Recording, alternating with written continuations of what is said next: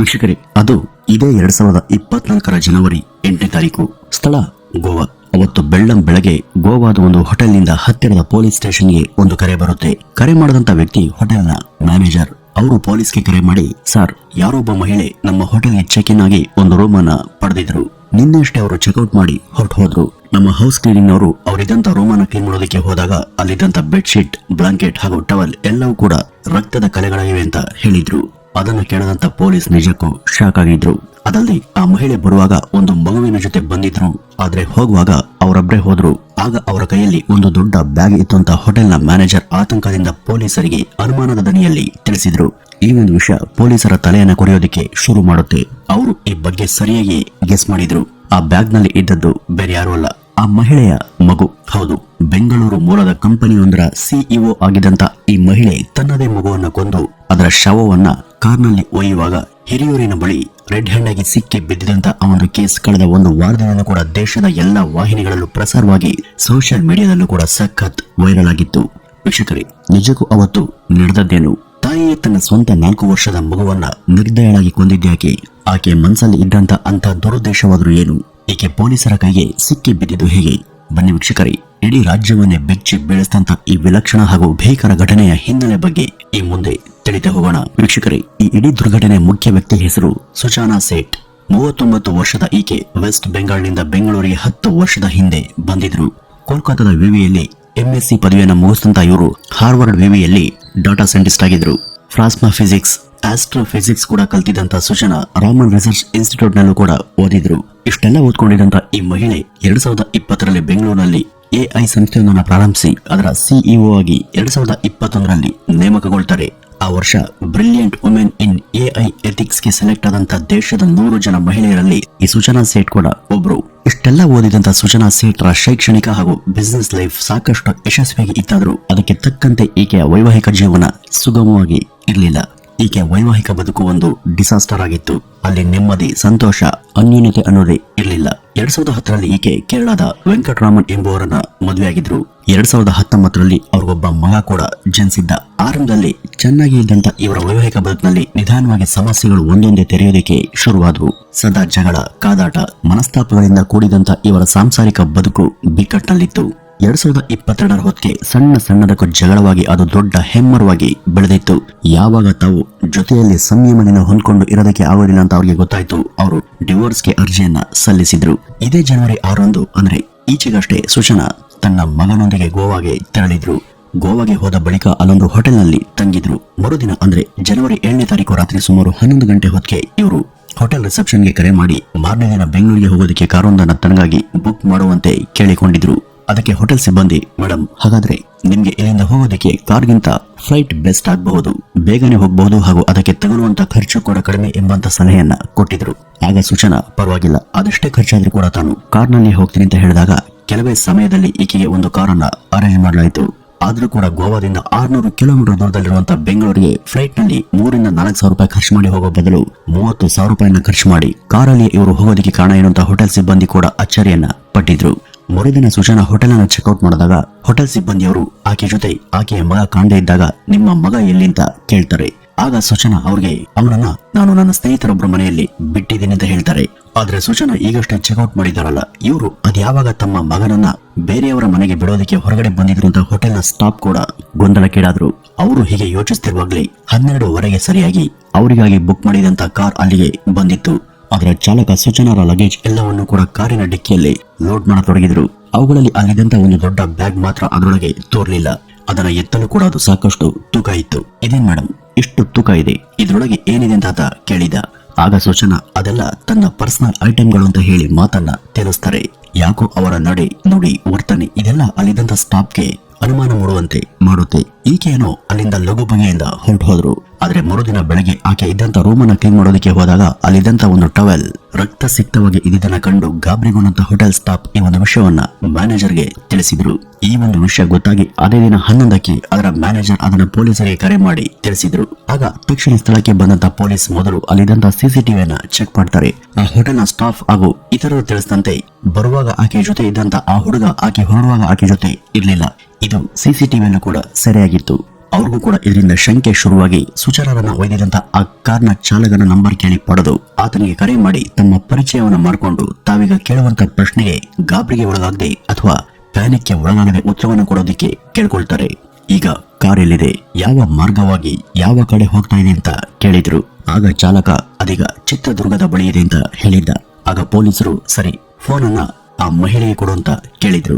ಆತನಿಂದ ಫೋನನ್ನ ಪಡೆದಂತ ಸುಜಾನರಿಗೆ ಪೊಲೀಸ್ ನಿಮ್ಮ ಮಗ ಎಲ್ಲಿಂತ ಆಕೆಯನ್ನ ಕೇಳಿದಾಗ ಈಕೆ ಅವನನ್ನ ಗೋವಾದಲ್ಲಿರುವಂತ ತನ್ನ ಸ್ನೇಹಿತರೊಬ್ಬರ ಮನೆಯಲ್ಲಿ ಬಿಟ್ಟಿದ್ದೇನೆ ಅಂತ ತಿಳಿಸಿ ಅವರಿಗೆ ಆ ಒಂದು ವಿಳಾಸವನ್ನು ಕೂಡ ಕೊಟ್ಟಿದ್ಲು.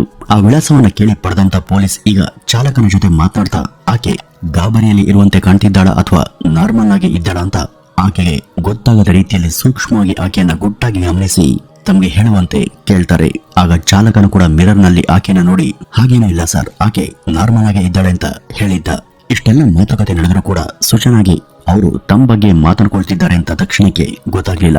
ಯಾಕೆಂದ್ರೆ ಪೊಲೀಸರು ಚಾಲಕನೊಂದಿಗೆ ಗೋವಾದ ಕೊಂಕಣಿ ಭಾಷೆಯಲ್ಲಿ ಸಂವಾದವನ್ನ ನಡೆಸ್ತಿದ್ರು ಹಾಗೂ ಆ ಭಾಷೆ ಸುಚನಾಗೆ ಪರಿಚಯ ಕೂಡ ಇರಲಿಲ್ಲ. ಆಕೆ ನೀಡಿದಂತ ವಿಳಾಸವನ್ನ ನೋಟ್ ಮಾಡ್ಕೊಂಡಂತ ಪೊಲೀಸ್ ತಕ್ಷಣ ಅಲ್ಲಿಗೆ ಹೋಗಿ ಪರಿಶೀಲನೆ ಮಾಡ್ತಾರೆ. ಆದ್ರೆ ಆಕೆ ಕೊಟ್ಟ ವಿಳಾಸ ನಕಲಿಂತ ಪೊಲೀಸರಿಗೆ ಬೇಗನೆ ಗೊತ್ತಾಗುತ್ತೆ. ಅವರೀಗ ಮತ್ತೆ ಡ್ರೈವರ್ಗೆ ಕರೆ ಮಾಡಿ ಕಾರನ್ನ ಯಾವುದಾದ್ರೂ ಹತ್ತಿರದ ಸ್ಟೇಷನ್ಗೆ ತೆಗೆದುಕೊಂಡು ಹೋಗಿ ನಿಲ್ಲಿಸುವಂತೆ ಆದೇಶಿಸ್ತಾರೆ. ಅದರಂತೆ ಹತ್ತಿರದ ಸ್ಟೇಷನ್ಗೆ ಅವನು ಕಾರನ್ನು ಚಲಾಯಿಸಿ ಅಲ್ಲಿ ನಿಲ್ಲಿಸಿದ್ದ. ಈ ಮೊದಲೇ ಬಂದಿದ್ದ ಸುದ್ದಿಯಂತೆ ಅಲ್ಲಿ ರೆಡಿಯಾಗಿ ನಿಂತಿದ್ದಂತ ಪೊಲೀಸರು ಕಾರನ್ನ ತಡೆದು ಅದರ ಡಿಕ್ಕಿಯನ್ನು ಚೆಕ್ ಮಾಡಿದಾಗ ಆ ಒಂದು ದೃಶ್ಯವನ್ನು ನೋಡಿ ಪೊಲೀಸರು ಸ್ಟನ್ ಆಗಿದ್ರು. ಅದರಲ್ಲಿ ಆಕೆ 4 ವರ್ಷದ ಮಗುವಿನ ಶವ ಇತ್ತು. ತಕ್ಷಣ ಆಕೆಯನ್ನ ಬಂಧಿಸಿ ವಶಕ್ಕೆ ಪಡೆದು ಆ ಮಗುವಿನ ಶವವನ್ನು ಅಟಾಪ್ಸಿಗೆ ಕಳುಹಿಸಲಾಗುತ್ತೆ. ನಂತರ ಆಕೆಯನ್ನ ವಿಚಾರಣೆಗೆ ಒಳಪಡಿಸಿ ಇದೆಲ್ಲ ಏನು, ಯಾಕಾಗಿ ನೀನು ನಿನ್ನ ಸ್ವಂತ ಮಗನನ್ನೇ ಇಷ್ಟು ಕ್ರೂರವಾಗಿ ಕೊಂದಿಂತ ಕೇಳಿದ್ರು. ಅದಕ್ಕೆ ಆಗ ಸುಚನಾ ಇಲ್ಲ, ನಾನು ಅವನನ್ನ ಕೊಲ್ಲಿಲ್ಲ, ನಾನ್ಯಾಕೆ ಅವನನ್ನ ಕೊಲ್ಲಲಿ, ಅವನು ಮಲಗಿದ್ದಾಗಲೇ ಸಾವನ್ನಪ್ಪಿದ್ದ ಅಂತ ಅಸಂಬದ್ಧವಾಗಿ ಹೇಳೋದಕ್ಕೆ ಶುರು ಮಾಡ್ತಾಳೆ. ಸರಿ, ಆಕೆ ಹೇಳಿದಂತೆ ಆತ ಮಲಗಿರುವಾಗಲೇ ಅಸ್ವಸ್ಥನಾಗಿದ್ರೆ ಅವನನ್ನ ಮೊದಲು ಆಸ್ಪತ್ರೆಗೆ ಸೇರಿಸಬೇಕಿತ್ತಲ್ವಾ, ಅದರ ಬದಲಿಗೆ ಯಾಕಾಗಿ ಅವನನ್ನ ಕಾರಲ್ಲಿ ಅದು ಕೂಡ ಬ್ಯಾಗ್ ನಲ್ಲಿ ಇಟ್ಕೊಂಡು ಬರಬೇಕಿತ್ತು? ಈ ಎಲ್ಲ ಪ್ರಶ್ನೆಗಳು ಕೂಡ ಅವರಲ್ಲಿ ಮೂಡಿದ್ವು. ಹೀಗೆಲ್ಲ ಮಾಡಿದ್ರೆ ಯಾರಿಗಾದ್ರೂ ತನ್ನ ಮೇಲೆ ಸಂಶಯ ಬರುತ್ತೆ ಎಂಬ ಸಂಗತಿ ಅಥವಾ ಆ ಭಯ ಆಕೆಗೆ ಇರಲಿಲ್ವಾ? ಅವಳ ಮಾತನ್ನ ಯಾವ ದಡ್ಡನ ಕೂಡ ನಂಬುವಂತಿರ್ಲಿಲ್ಲ. ಹೀಗಿರುವಾಗ ಎಲ್ಲ ರೀತಿಯಲ್ಲೂ ಕೂಡ ಟ್ರೈನ್ ಆದಂತ ಇಂಟೆಲಿಜೆಂಟ್ ಪೊಲೀಸರು ಅವಳ ಮಾತನ್ನ ಹೇಗ್ತಾನೆ ನಂಬೋದಕ್ಕೆ ಸಾಧ್ಯ ಅಲ್ವಾ? ಇದರ ಮಧ್ಯ ಆ ನತದೃಷ್ಟ ಮಗುವಿನ ಅಟಾಪ್ಸಿ ವರದಿ ಪೊಲೀಸರ ಕೈಗೆ ಸಿಕ್ಕಿತ್ತು. ಅದರಲ್ಲಿ ಆ ಮಗುವಿನ ಎದೆ ಮತ್ತು ಮುಖ ಇವೆರಡೂ ಕೂಡ ಅಸಹಜವಾಗಿ ಊದ್ಕೊಂಡಿದ್ದು ಆ ಪುಟ್ಟ ಬಾಲಕನ ಮೈಯೊಳಗೆ ಮೂಳೆಗಳೆಲ್ಲ ಹೊರಗೆ ಕಾಣುವಂತೆ ಬಾಚಿಕೊಂಡಿದ್ವು. ಅವುಗಳಲ್ಲಿ ಕೆಲವೊಂದು ಇಂಟರ್ನಲ್ ಫ್ರಾಕ್ಚರ್ ಕೂಡ ಆಗಿವೆ ಅಂತ ಆ ಒಂದು ವರದಿಯಲ್ಲಿ ಇತ್ತು. ಇನ್ನು ಬಲವಂತವಾಗಿ ಉಸಿರು ಕಟ್ಟಿಸಿ ಈ ಮಗುವನ್ನ ಸಫೋಕೇಶನ್ಗೆ ಗುರಿ ಮಾಡಿ ಕೊಲ್ಲಲಾಗಿದೆ ಅಂತ ಆ ವರದಿ ದೃಢಪಡಿಸಿತ್ತು. ಹೀಗಿರುವಾಗ ಅಲ್ಲಿದ್ದ ಟವೆಲ್ ಒಂದು ರಕ್ತ ಸಿಕ್ತವಾಗಿದ್ದು ಹೇಗೆ, ಅದು ಯಾರ ರಕ್ತ ಅಂತ ಪೊಲೀಸ್ ಸುಚನಾಗೆ ಕೇಳಿದಾಗ ಅದು ತನ್ನದೇ ರಕ್ತ. ಮಗನನ್ನ ಕೊಂದ ಬಳಿಕ ತಾನು ಕೂಡ ಸಾಯೋದಕ್ಕೆ ಚಾಕುವಿನಿಂದ ತನಗೆ ತಾನೇ ಕುಯ್ದುಕೊಂಡೆ. ಆದ್ರೆ ನಂತರ ಮನಸ್ಸನ್ನ ಬದಲಿಸಿಕೊಂಡು ಆ ರಕ್ತವನ್ನು ಒರೆಸ ಹಾಕೋದಕ್ಕೆ ಆ ಟವಲ್ ಬಳಸ್ತೆ ಅಂತ ಹೇಳಿದ್ಲು. ಆ ಬಾಲಕನ ದೇಹ ಕಳೆದ 36 ಗಂಟೆಗಳಿಂದಲೂ ಕೂಡ ನಿಸ್ತೇಜಗೊಂಡಿತ್ತು. ಅಂದ್ರೆ 1.5 ದಿನದ ಹಿಂದೆನೆ ಆತನ ಜೀವ ಹಾರ್ಹೋಗಿತ್ತು. ಅದರ ಪ್ರಕಾರ ಜನವರಿ 7ರಂದೇ ಬಾಲಕ ಸತ್ತು ಹೋಗಿದ್ದಾನೆ ಅಂತ ಪೊಲೀಸ್ ತನಿಖೆಯಲ್ಲಿ ಪತ್ತೆ ಹಚ್ಚಿದ್ರು. ಇದಾದ ಬಳಿಕ ಆಕೆ ಇದ್ದಂತ ರೂಮ್ಗೆ ಹೋಗಿ ಮತ್ತೊಮ್ಮೆ ಚೆಕ್ ಮಾಡಿದಾಗ ಅಲ್ಲಿ 2 ಖಾಲಿಯಾಗಿದ್ದಂತ ಸಿರಪ್ ಬಾಟಲ್ಗಳು ಅವ್ರಿಗೆ ಒಂದ್ ಕಡೆ ಸಿಕ್ಕಿದ್ವು. ಅದರಲ್ಲಿ ಒಂದು ದೊಡ್ಡದು ಹಾಗೂ ಇನ್ನೊಂದು ಸ್ವಲ್ಪ ಸಣ್ಣ ಗಾತ್ರದಾಗಿತ್ತು. ಇವುಗಳಲ್ಲಿ ಒಂದನ್ನ ಅಲ್ಲಿಗೆ ಬರುವಾಗಲೇ ಸೂಚನಾ ತಂದಿದ್ರು ಹಾಗೂ ಇನ್ನೊಂದನ್ನ ಮಗನಿಗೆ ಕೆಮ್ಮಿದೆ ಅಂತ ತಿಳಿಸಿ ಹೋಟೆಲ್ನವರಿಂದನೇ ತರಿಸ್ಕೊಂಡಿದ್ರು. ಈಗ ಆ 2 ಬಾಟಲ್ಗಳು ಕೂಡ ಸಂಪೂರ್ಣ ಖಾಲಿಯಾದಂತ ಸ್ಥಿತಿಯಲ್ಲಿ ಪತ್ತೆಯಾಗಿದ್ವು. ಅಂದ್ರೆ ಈ 2 ಔಷಧದ ಸಿರಪ್ಗಳ ಓವರ್ ಡೋಸ್ಗಳನ್ನ ಆ ಮಗುವಿಗೆ ಕೊಟ್ಟು ಅದರ ಜ್ಞಾನವನ್ನು ತಪ್ಪಿಸಿದ ನಂತರ ಆ ಮಗುವಿನ ಉಸಿರು ಕಟ್ಟಿಸಿ ಈಕೆ ಹತ್ಯೆ ಮಾಡಿದ್ದಾಳೆ ಅಂತ ವೈದ್ಯರು ತಿಳಿಸಿದರು. ಈಕೆ ತನ್ನದೇ ಮಗುವನ್ನ ಸ್ವಲ್ಪ ಕೂಡ ಪಾಪ ಪ್ರಜ್ಞೆ ಇರದೆ ಕೊಂದಿರುವುದೇನೋ ಸ್ಪಷ್ಟವಾಗಿತ್ತು. ಆದ್ರೆ ಹೀಗ್ಯಾಕ್ ಮಾಡಿದ್ಲು? ಅಂಥ ಅಪರಾಧವನ್ನ ಆ ಮುಗ್ಧ ಮಗು ಏನ್ ಮಾಡಿತ್ತು? ಇಂಥ ಕಟುಕ ನಿರ್ಧಾರವನ್ನ ಈಕೆ ತಾಳಲು ಕಾರಣ ಏನು ಅಂತ ಕೇಳಿದ್ರೆ ಸುಚನಾಳ ವೈವಾಹಿಕ ಬದುಕು ಒಡೆದು ಛಿದ್ರಗೊಂಡಿತ್ತು. ಇದರಿಂದ ಮೊದಲೇ ನೆಮ್ಮದಿಯನ್ನು ಕಳೆದುಕೊಂಡಿದ್ದಂತ ಈಕೆ ಖಿನ್ನತೆಯ ತೀವ್ರ ಒತ್ತಡದಿಂದ ಮಾನಸಿಕವಾಗಿ ಜರ್ಜರಿತಳಾಗಿದ್ಲು. ಡಿವೋರ್ಸ್ಗೆ ಅರ್ಜಿ ಸಲ್ಲಿಸಿದ ಬಳಿಕ ಅದು ಅಂಗೀಕಾರವಾಗಿ ಆ ಮಗು ಯಾರ ಬಳಿ ಇರಬೇಕು ಅಂತ ಚರ್ಚೆ ಬಂದಾಗ ವಾರದಲ್ಲಿ ಒಂದಿನ ಅಂದ್ರೆ ಪ್ರತಿ ಭಾನುವಾರ ಮಾತ್ರ ಅದನ್ನ ತಂದೆ ನೋಡೋದಕ್ಕೆ ಬರಬಹುದು ಎಂಬ ತೀರ್ಪನ್ನ ಕೋರ್ಟ್ 2023ರ ಡಿಸೆಂಬರ್ 12ನೇ ತಾರೀಕು ಕೊಟ್ಟಿತ್ತು. ಇದಾಗಿ 3 ವಾರಗಳ ನಂತರ ಈಕೆ ತನ್ನ ಮಗನ ಜೊತೆ ಗೋವಾಗೆ ಬಂದಿದ್ಲು. ಅವತ್ತು ಜನವರಿ 7ನೇ ತಾರೀಕು ಭಾನುವಾರ ಆಗಿತ್ತು. ಅವತ್ತು ಆ ಮಗುವಿನ ತಂದೆ ವೆಂಕಟರಾಮನ್ ವಿಡಿಯೋ ಕರೆಯ ಮೂಲಕ ಆ ಮಗುವಿನ ಜೊತೆ ಮಾತನಾಡಿದ್ರು. ಆ ಒಂದು ಸಮಯದಲ್ಲಿ ಅವರು ಭಾರತದಲ್ಲಿ ಇಲ್ಲದೆ ಇರೋ ಕಾರಣ ಇಂಡೋನೇಷ್ಯಾದಿಂದ ವಿಡಿಯೋ ಕರೆಯನ್ನ ಮಾಡಿದ್ರು. ಅವರು ಅವತ್ತು ಮಗನ ಜೊತೆ ಅದೇನ್ ಮಾತಾಡಿದ್ರು ಗೊತ್ತಿಲ್ಲ. ಆದ್ರೆ ಅವರು ಮಾತನಾಡಿದ ನಂತರ ಮಗುವಿನ ಜೀವ ಹಾರಿ ಹೋಗಿತ್ತು.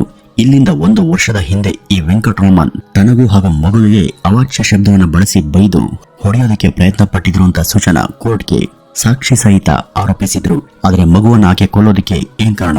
ಇತ್ತೀಚೆಗೆ ಸಿಕ್ಕಂತ ಮಾಹಿತಿಯ ಆಧಾರ ಪ್ರತಿ ವಾರ ವೆಂಕಟ್ ಆ ಮಗುವನ್ನು ನೋಡೋದಕ್ಕೆ ಅನುಮತಿ ಸಿಕ್ಕಿತ್ತು. ಅದಲ್ಲದೆ ಅವನಿಂದ ತನಗೆ ಪ್ರತಿ ತಿಂಗಳು ಕೂಡ 2.5 ಲಕ್ಷ ರೂಪಾಯಿಗಳ ಪರಿಹಾರ ಮೊತ್ತ ಜೀವನಾಂಶವಾಗಿ ಸಿಗಬೇಕು ಎಂಬ ಬೇಡಿಕೆಗೆ ಕೋರ್ಟ್ನಿಂದ ಕೂಡ ಒಪ್ಪಿಗೆ ಸಿಕ್ಕಿತ್ತು. ಈ ಸೂಚನೆಗೆ ಪತಿ ವೆಂಕಟ್ ಮೇಲೆ ಸ್ವಲ್ಪ ಕೂಡ ಕಾಳಜಿ, ಪ್ರೀತಿ ಇದ್ಯಾವುದೂ ಕೂಡ ಇರಲಿಲ್ಲ. ಪ್ರತಿ ವಾರ ಮಗುವಿನ ಜೊತೆ ಆತ ಮಾತನಾಡ್ತಾ ಇದ್ದದ್ದು ಹಾಗೂ ಅದರೊಂದಿಗೆ ಕಾಲವನ್ನ ಕಳೀತಾ ಇದ್ದದ್ದು ಸೂಚನೆಗೆ ಇಷ್ಟ ಇರಲಿಲ್ಲ. ಇದನ್ನ ತಪ್ಪಿಸೋದಕ್ಕೆ ಅವರು ಮಗುವಿನ ಜೊತೆ ಸೇರೋದಕ್ಕೆ ಇನ್ಯಾವತ್ತೂ ಕೂಡ ಸಾಧ್ಯ ಇರಬಾರದು ಅಂತ ಸೂಚನಾ ಈ ರೀತಿ ಮಾಡಿದ್ದಾರೆ ಅಂತ ಈಗ ಹೇಳಲಾಗ್ತಿದೆ. ಈ ಒಂದು ಕೇಸ್ನ ಸುತ್ತ ಇಂಥ ಹಲವು ಅಸ್ಪಷ್ಟ ಸಂಗತಿಗಳು ಇನ್ನೂ ಕೂಡ ಗೋಚರಿಸುತ್ತಿವೆ. ಈಕೆ ಇದ್ದಂತ ರೂಮ್ ನಲ್ಲಿ ಒಂದು ಟಿಶ್ಯೂ ಪೇಪರ್ ಕೂಡ ಪತ್ತೆಯಾಗಿದ್ದು ಅದರಲ್ಲಿ ಈಕೆ ಐಲೈನರ್ ನಿಂದ ಏನೋ ಗೀಚಿರೋದು ಅಥವಾ ಬರ್ದಿರೋದು ಗೊತ್ತಾಗ್ತಿದೆ, ಆದ್ರೂ ಅದೇನೋ ಅಂತ ಸ್ಪಷ್ಟ ಆಗಿಲ್ಲ. ತಂದೆ ಮಗನನ್ನ ಸೇರಬಾರದು, ನೋಡಬಾರದು ಹಾಗೂ ಅದರೊಂದಿಗೆ ಮಾತನಾಡಬಾರದು ಎಂಬ ದ್ವೇಷ ಮನಸ್ಥಿತಿಯಿಂದ ಸೂಚನಾ ಮಗುವನ್ನ ಇಲ್ಲವಾಗಿಸಿದ್ದಾಳೆ ಅಂತ ಹೇಳ್ತಿದ್ದಾರೆ. ಆದ್ರೆ ಇನ್ನು ಮುಂದಿನ ತನಿಖೆಯಲ್ಲಿ ಇನ್ನೂ ಸ್ಪಷ್ಟವಾದಂತಹ ವಿಚಾರಗಳು ಗೊತ್ತಾಗಬೇಕಿದೆ. ಕೋರ್ಟಿನ ತೀರ್ಪಿನಿಂದ ಭಾರಿ ನಿರಾಸೆಯನ್ನು ಹೊಂದಿದಂತ ಅವರು ವಿವೇಕವನ್ನು ಕಳೆದುಕೊಂಡು ಯಾರದೋ ಮೇಲಿನ ಹಗೆಯಿಂದಾಗಿ ಏನೂ ಮಾಡದಂತ ಮುಗ್ಧ ಜೀವವೊಂದನ್ನ ಬಲಿ ಕೊಟ್ಟಿದ್ದಾರೆ. ಇವರಿವರ ಕಿತ್ತಾಟಕ್ಕೆ ಸಿಲುಕಿ ಇಲ್ಲಿ ಬಲಿಯಾದದ್ದು ಮಾತ್ರ ಆ ಅಮಾಯಕ ಹಾಗೂ ನತದೃಷ್ಟ ಮಗು. ಈ ಕೇಸ್ನ ಸುತ್ತ ತನಿಖೆ ಇನ್ನೂ ಕೂಡ ಮುಂದುವರಿದಿದೆ. ಸುಶಾನಾ ಇನ್ನೂ ಕೂಡ ಇನಿಷಿಯಲ್ ಕಸ್ಟಡಿಯಲ್ಲಿ ಇದ್ದಾರೆ. ಮುಂದೆ ಈ ಬಗ್ಗೆ ಅವರಿಂದ ಮಹತ್ವದ ಸುಳಿವುಗಳು ಏನೇನು ಸಿಗುತ್ತೆ ಅಂತ ಕಾದ್ ನೋಡಬೇಕಿದೆ.